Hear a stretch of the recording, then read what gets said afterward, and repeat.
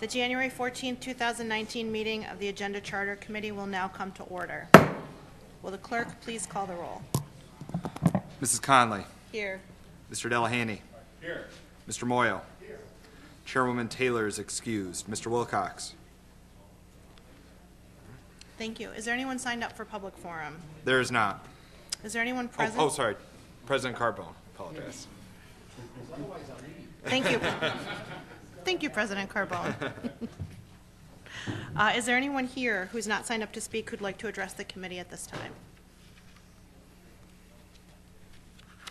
Okay, the next item on the agenda is the approval of minutes. You have the November 26, 2018 minutes before you. They'll stand approved unless the clerk is notified of any changes by the end of the day.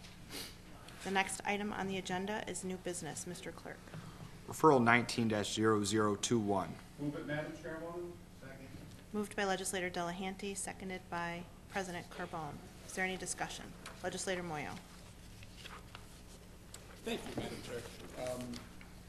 Through you to the administration, how much money is available or budgeted for these announcements for the newly approved budget?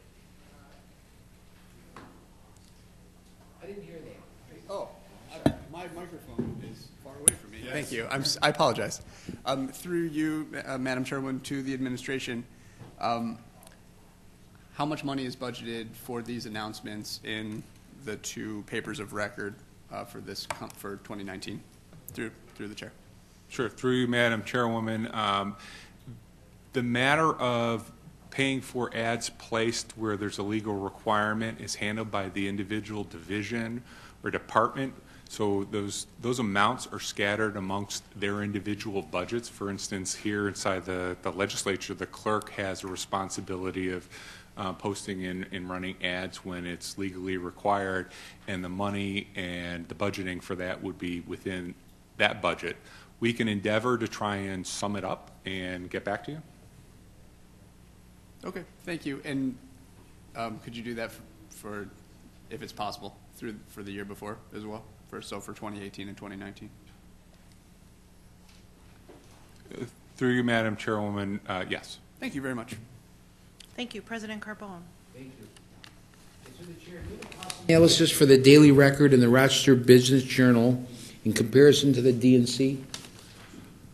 Through you, Madam Chairwoman, yes, I'd be more than happy to share with the committee a copy of a memorandum prepared by the Law Department that shows not only the cost per line, which has been shared with the legislature in years past, but also indicates the publication frequency and the readership of each of the publications. So, for instance, for the Daily Record, it's $1.31 per line. For the DNC, it's $13 per line, and it's $1 per column line in the Rochester Business Journal. And I will provide to the chairwoman a copy of this memorandum, and it can be distributed to members of the legislature. Thank you. Legislator Delahanty. Yep. Through the chair, are these local laws, notices, and other matters published anywhere else? Through you, Madam Chairwoman, if not typically, but there have been occasions where under certain circumstances where we've availed ourselves of the opportunity, because we're not limited to simply using these outlets that are chosen in this referral, to actually run some things in other publications. Okay, thank you. Legislator Moyo. Thank you again. I think the administration just noted that they have the option of placing notices and local laws in other publications. Can you expand on that a little more? Like, when that has been employed, how the administration might go about doing that through the chair?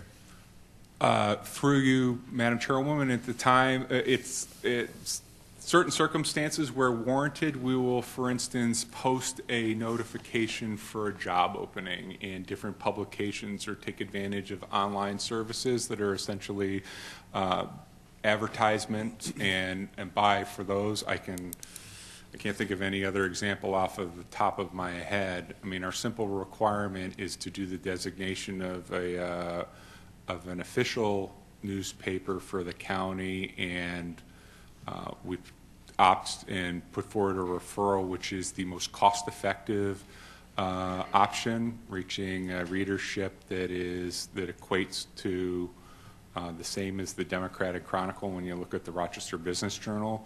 But when it comes to where people are looking for specific notices, for instance, an employment or a job listing, we will avail ourselves of those types of opportunity where it is warranted. Thank you. And I guess just one last question through the chair. So it's the administration's position, and I'm not disputing that that's the case, that at your, whatever you think might best fit the needs is allowable for you to publish in whatever publication you think is suitable. Is that, am I understanding correctly? Through you, Madam Chairwoman, partially correct. It does not absolve us of our legal requirements when it comes to legal notices with regards to frequency, with regards to the repetition of a particular ad or an outreach through an outlet of a certain size of readership.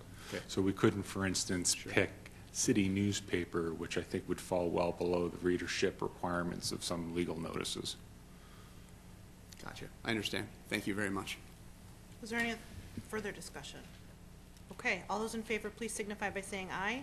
Aye. Aye. Any opposed? Item carries. Are there any other matters to come before the committee? There being no other matters, the January 14, 2019 meeting of the Agenda Charter Committee stands adjourned. The next meeting of the Agenda Charter Committee will be held Monday, February 25th, 2019 at 5 p.m.